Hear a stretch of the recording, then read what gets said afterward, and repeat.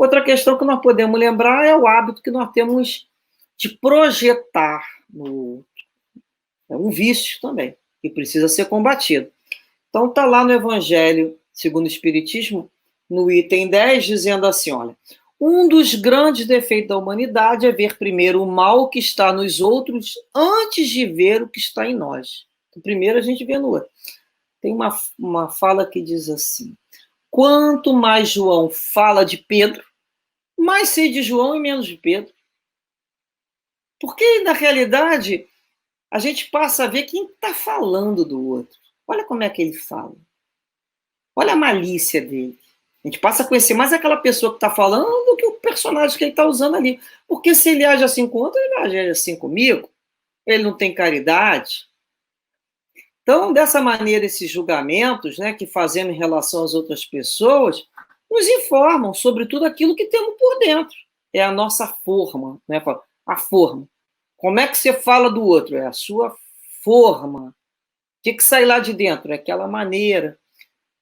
Emmanuel tem uma frase que diz assim, conserta em ti aquilo que te desagrada em mim. Estou te desagradando? Conserta em você, porque certamente é projeção. Por isso que está incomodando, está dentro de você. Então, conserta em ti.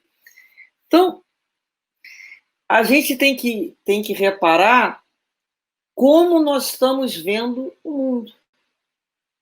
Tem uma pequena história, né, de uma família que se mudou para uma outra cidade, porque a empresa transferiu a sede.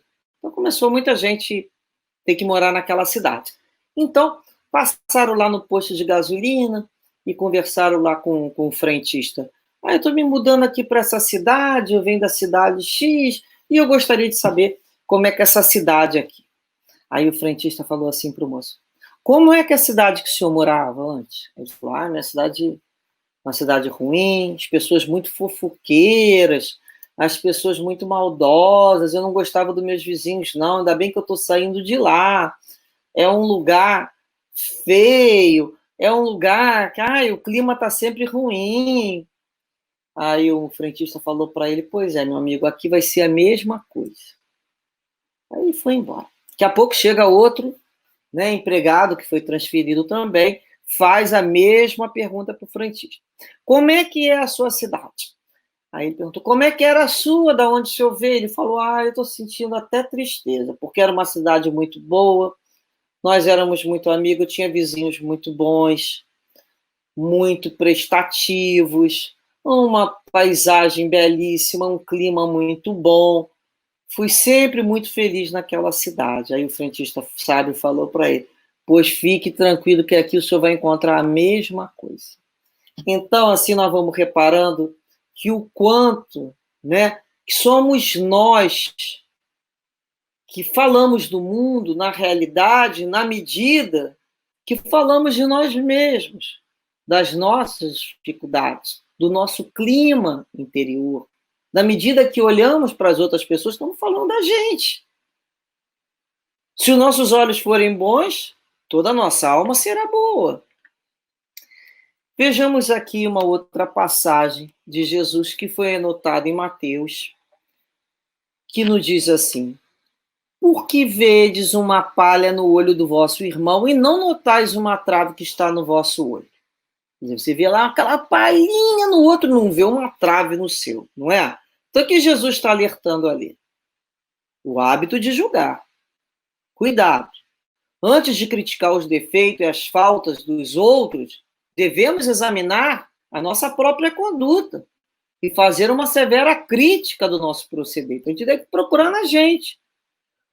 Se ainda encontramos dificuldade para nos livrar dos nossos defeitos e vícios, que são essas traves no nosso olho, não devemos, consequentemente, ser rigorosos então, e exigir dos outros que superem as suas fraquezas quando nós ainda estamos em luta. Isso não é justo. Parece que pelo fato da gente ter um pouquinho de luz, de começar agora a pensar em Jesus nessa encarnação, a falar nele, a organizar raciocínio, a gente já quer que o outro compreenda tudo. e faça aquilo que a gente ainda está lutando para aprender a fazer. Portanto, essa coisa de julgar o outro é, na realidade, esse hábito, uma maneira de orgulho.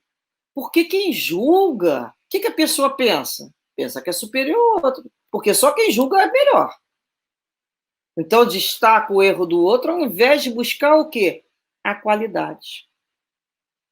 Então, é quando se repara, critica, conta em detalhe a vida do outro, fazendo aquilo, né? Na realidade, buscando desacreditar o outro perante outras pessoas, por maledicência mesmo, maldade, muitas vezes inveja.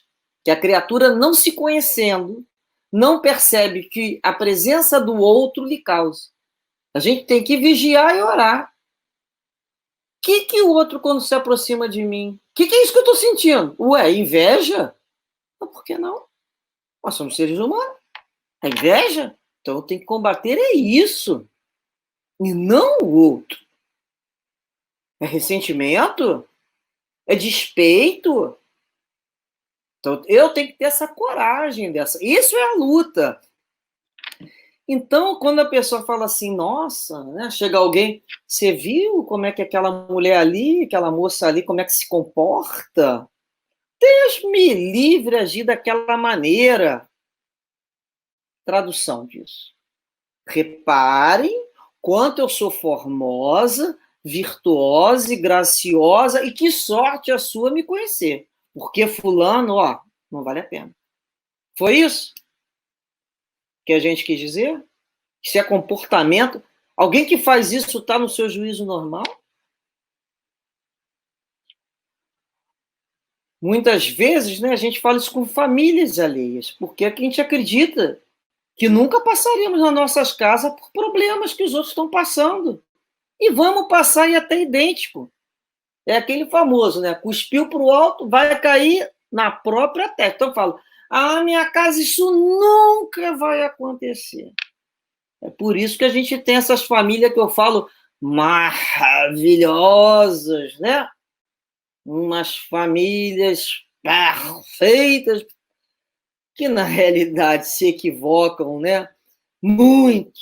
É um equívoco. Então Deus permite que a gente muitas vezes erre primeiro. A gente fala assim, por que eu fui errar nisso aqui? Que eu já tinha estudado tanto, penso tanto sobre isso, porque quando eu caio, quando eu erro e me levanto, eu entendo melhor aquele outro que vem atrás de mim, que vai tropeçar naquela pedra ali. Eu vou olhar, de vez de eu rir, eu vou falar assim, eu também caí. Dói,